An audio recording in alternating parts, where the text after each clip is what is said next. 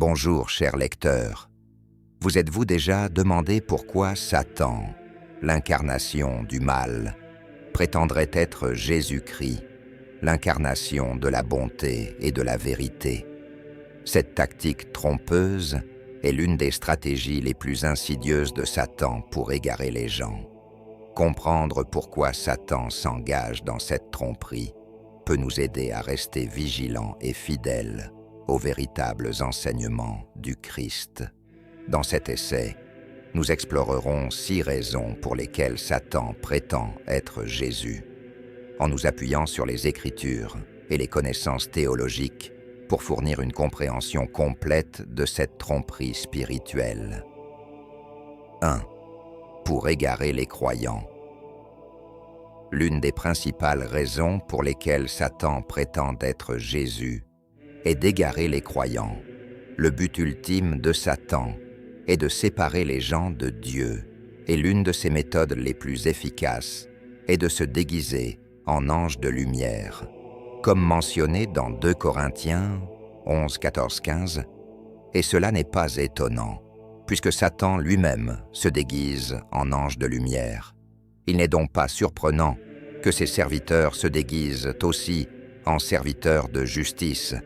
Leur fin sera ce que leurs actions méritent. En prétendant être Jésus, Satan peut introduire de faux enseignements et doctrines qui semblent vrais, mais qui, en fin de compte, égarent les croyants loin de la foi authentique. Cette tromperie peut causer confusion, doute et division au sein de la communauté chrétienne. Par exemple, de faux prophètes et enseignants peuvent prétendre recevoir des révélations divines qui contredisent les vérités bibliques, égarant ainsi beaucoup de personnes. De nos jours, cette tactique est particulièrement dangereuse, étant donné la prolifération de l'information et la facilité avec laquelle les faux enseignements peuvent se répandre. Les réseaux sociaux, la télévision et d'autres plateformes peuvent être utilisés pour propager des messages trompeurs qui semblent ancrés dans le christianisme, mais qui sont en réalité des distorsions de la vérité. La Bible nous met en garde contre les faux prophètes qui viennent en vêtements de brebis, mais qui intérieurement sont des loups ravisseurs. Matthieu 7, 15. Ces faux enseignants peuvent accomplir des signes et des prodiges, mais leurs enseignements s'écartent des vérités fondamentales de l'Évangile. En tant que croyants, il est crucial de discerner et de tester les esprits pour nous assurer que nous suivons le vrai Jésus et non un faux. 2. Pour semer la confusion et le doute. Satan prétend également être Jésus pour semer la confusion et le doute parmi les croyants. La confusion est un outil puissant pour saper la foi, car elle peut mener à l'incertitude et à la méfiance envers la parole de Dieu. Jacques 3,16 déclare « Car là où il y a jalousie et ambition égoïste, là il y a du désordre et toutes sortes de mauvaises actions. » Lorsque les croyants sont confus sur ce qui est vrai, ils deviennent vulnérables à la tromperie et à la manipulation. Satan exploite cela en créant des doutes sur le caractère, les promesses et les enseignements de Dieu. En se présentant comme Jésus, Satan peut déformer la compréhension de la nature et des intentions de Dieu, amenant les gens à remettre en question leur foi. Pensez à la tentation d'Ève dans le jardin d'Éden, Genèse 3, 1-5. Satan, sous la forme d'un serpent, a tordu les paroles de Dieu pour créer le doute dans l'esprit d'Ève, l'amenant à désobéir à Dieu. Cette stratégie de semer le doute a été efficace tout au long de l'histoire et continue d'être une tactique primaire de Satan. Dans le contexte actuel, la confusion et le doute peuvent surgir d'interprétations conflictuelles des Écritures, de désaccords doctrinaux et de la montée des idéologies séculières qui défient les vérités bibliques. Le but de Satan est de créer un environnement où les croyants ne sont pas sûrs de leur foi, ce qui facilite leur égarement. Pour contrer cela, les croyants doivent être enracinés dans la vérité de la parole de Dieu. Éphésiens 6, 11-17 nous encourage à revêtir toute l'armure de Dieu pour tenir ferme contre les ruses du diable. En étudiant les Écritures, en cherchant la guidance du Saint-Esprit et en participant à la communion avec d'autres croyants, nous pouvons renforcer notre foi et résister aux tentatives de Satan de semer la confusion et le doute. 3. Pour gagner des suiveurs et de l'influence.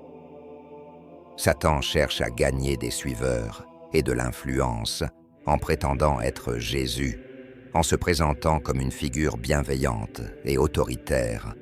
Il peut attirer ceux qui cherchent une guidance spirituelle, mais manquent de discernement. Matthieu 24, 24 avertit, car il s'élèvera de faux Christ et de faux prophètes. Ils feront de grands prodiges et des miracles au point de séduire, s'il était possible, même les élus. Cette quête d'influence ne concerne pas seulement les nombres, mais aussi le fait de détourner les gens de Dieu vers la destruction. L'influence de Satan peut être vue dans la montée des sectes, des fausses religions et des idéologies qui déforment ou nient les principes fondamentaux du christianisme. Ces groupes se présentent souvent comme le véritable chemin vers l'illumination ou le salut, mais ils éloignent les gens de la vérité. Dans le Nouveau Testament, nous voyons des exemples d'individus qui cherchaient à gagner de l'influence en déformant le message du Christ. Actes 8, 9, 24 raconte l'histoire de Simon le magicien qui émerveillait les gens avec sa magie et prétendait être quelqu'un de grand. Cependant, ses véritables intentions furent révélées lorsqu'il tenta d'acheter le pouvoir du Saint-Esprit aux apôtres. Dans le monde moderne, des leaders charismatiques peuvent attirer de larges foules en se présentant comme des figures messianiques ou en prétendant avoir des révélations spéciales de Dieu. Ces leaders utilisent souvent la manipulation, la peur et de fausses promesses pour contrôler leurs suiveurs et gagner du pouvoir. En prétendant être Jésus, ils trompent beaucoup de gens en les conduisant sur un chemin qui les éloigne du vrai Dieu. Les croyants doivent être vigilants et discerner, tester les esprits et comparer les enseignements à la vérité des Écritures. Jésus a averti dans Matthieu 7, 15, 20 de reconnaître les faux prophètes à leurs fruits. Un véritable suiveur de Christ manifestera les fruits de l'Esprit, Galates 5, 22, 23, et conduira les autres à une relation plus profonde avec Jésus, non vers eux-mêmes. 4. Pour pervertir le message de l'Évangile. Une autre raison pour laquelle Satan prétend être Jésus est de pervertir le message de l'Évangile. En déformant la vérité, Satan peut amener les gens à croire en un faux évangile qui manque du pouvoir de sauver. Galates 1, 6, 9 avertit contre le fait de se tourner vers un autre évangile qui n'en est pas un du tout. Paul écrit « Je m'étonne que vous vous détourniez si rapidement de celui qui vous a appelé, par la grâce de Christ, pour passer à un autre évangile. Non pas qu'il y ait un autre évangile, mais il y a des gens qui vous troublent et veulent pervertir l'évangile de Christ. Un évangile perverti peut se concentrer sur le légalisme, la prospérité ou le salut basé sur les œuvres, plutôt que sur la grâce et la vérité trouvées en Jésus-Christ. Ces distorsions peuvent amener les gens à placer leur confiance dans les efforts humains, la richesse matérielle ou les rituels religieux, plutôt que dans l'œuvre accomplie de Christ sur la croix. Dans l'Église primitive, de faux enseignements comme le gnosticisme cherchaient à saper le véritable évangile, en introduisant des connaissances ésotériques et en niant l'humanité de Christ. Aujourd'hui, nous voyons des distorsions similaires sous diverses formes de l'évangile de la prospérité, qui promet la santé et la richesse en échange de la foi. ou dans les mouvements légalistes qui mettent l'accent sur l'obéissance stricte aux règles plutôt que sur une relation personnelle avec Jésus. En prétendant être Jésus, Satan peut propager ses faux évangiles et éloigner les gens du véritable message de salut. Les croyants doivent être diligents dans l'étude des Écritures et l'adhésion aux vérités fondamentales de l'Évangile. Éphésiens 2:8-9 nous rappelle que nous sommes sauvés par la grâce, par le moyen de la foi, et non par les œuvres, afin que personne ne puisse se vanter. Tenir fermement à cette vérité aide à se prémunir contre la tromperie d'un évangile perverti. 6. Pour créer la division parmi les croyants. Une autre raison critique pour laquelle Satan prétend être Jésus est de créer la division parmi les croyants. L'unité dans le corps de Christ est essentielle pour la force et le témoignage de l'Église. Satan cherche à perturber cette unité en introduisant de faux enseignements, en semant la discorde et en créant des factions au sein de l'Église. Jésus a prié pour l'unité parmi ses disciples dans Jean 17, 20, 23, soulignant son importance. « Je ne prie pas pour eux seulement, mais encore pour ceux qui croiront en moi par leur parole, afin que tous soient un, comme toi.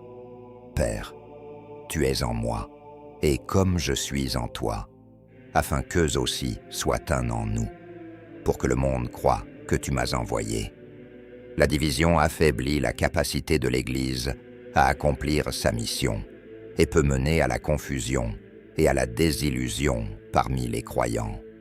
En prétendant être Jésus, Satan peut introduire des doctrines et des pratiques conflictuelles qui amènent les croyants à se tourner les uns contre les autres, au lieu de travailler ensemble dans l'amour et l'unité. Dans le Nouveau Testament, Paul aborde la question de la division dans l'Église de Corinthe. 1 Corinthiens 1, 10, 13.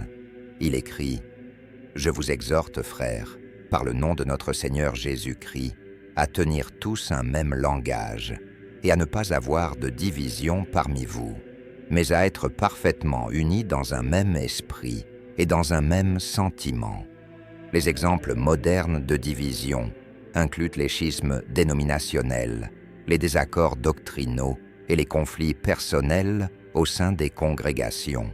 Ces divisions peuvent entraver le témoignage de l'Église au monde et détourner de sa mission principale de répandre l'Évangile. Les croyants doivent s'efforcer d'atteindre l'unité en se concentrant sur les vérités fondamentales de la foi et en pratiquant l'amour, l'humilité et le pardon. Éphésiens 4, 2-3 nous exhorte à être entièrement humbles et doux, patients, vous supportant les uns les autres dans l'amour, vous efforçant de conserver l'unité de l'esprit par le lien de la paix. En favorisant l'unité, l'Église peut résister efficacement aux tentatives de Satan de diviser et de conquérir. Conclusion, Satan prétend être Jésus pour diverses raisons. Égarer les croyants, semer la confusion et le doute, gagner des suiveurs et de l'influence, pervertir le message de l'Évangile, saper l'autorité de Jésus et créer des divisions parmi les croyants. Comprendre ces tactiques trompeuses aide les croyants à rester vigilants et fidèles aux véritables enseignements du Christ. En naviguant les défis de notre parcours de foi, restons enracinés dans la vérité de la parole de Dieu, discernant les faux enseignements et restant fermes dans notre engagement envers Jésus-Christ. En faisant cela, nous pouvons résister aux ruses du diable et préserver l'intégrité de notre foi. Si vous avez trouvé ce message utile, veuillez lui donner un pouce en l'air et le partager avec d'autres qui pourraient en bénéficier. Merci de votre visionnage et que Dieu vous bénisse. Rappelez-vous, en tant qu'élu de Dieu, vous avez le pouvoir et l'autorité de résister aux attaques de l'ennemi et de marcher dans la victoire. Restez forts, restez fidèles et faites confiance à la protection et à l'amour inébranlable de Dieu.